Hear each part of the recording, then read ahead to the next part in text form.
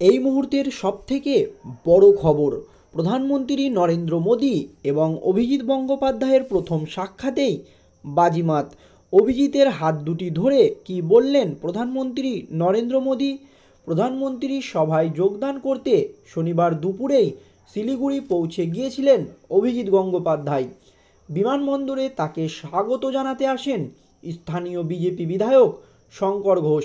এদিনের সভায় প্রধানমন্ত্রী আসার আগে বক্তব্য রাখেন তিনি, তোলেন no vote to Trinamool slogan. প্রধানমন্ত্রী মঞ্চে এসে বসলে তাকে দেখা যায় তার দুই পাশে বসেছেন বিরোধী দলনেতা শুভেন্দু অধিকারী ও রাজ্য সভাপতি সুকান্ত মজুমদার। সুকান্তবাবুর পাশেই বসেছিলেন অভিজিৎবাবু।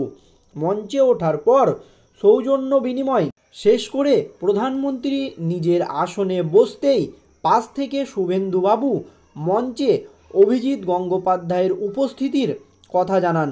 সঙ্গে সঙ্গে ঝুঁকে সুকান্ত মজুমদারদের সামনে দিয়ে অভিজিৎ গঙ্গোপাধ্যায়ের দিকে হাত বাড়িয়ে দেন প্রধানমন্ত্রী নরেন্দ্র মোদী। প্রথমে বসেই প্রধানমন্ত্রীর সঙ্গে কর্মদর্মন করেন অভিজিৎবাবু। কয়েক সেকেন্ডের মধ্যেই আসন ছেড়ে উঠে দাঁড়ান তিনি। প্রধানমন্ত্রীর হাত ছোঁয়ান কপালে। এখানেই শেষ নয়, নিজের বক্তব্য শেষে ফের অভিজিৎবাবুর দিকে এগিয়ে যান প্রধানমন্ত্রী। আবার হাত মেলান দুজনে। এবারও ঝুঁকে প্রধানমন্ত্রীকে সম্মান জানান অভিজিৎবাবু। দুজনের মধ্যেই কিছু কথা হয়। পরে সুকান্ত মজুমদার জানান, প্রধানমন্ত্রী অভিজিৎ বাবুকে বলেছে আপনি খুব সহযোগিতার কাজ করেছেন।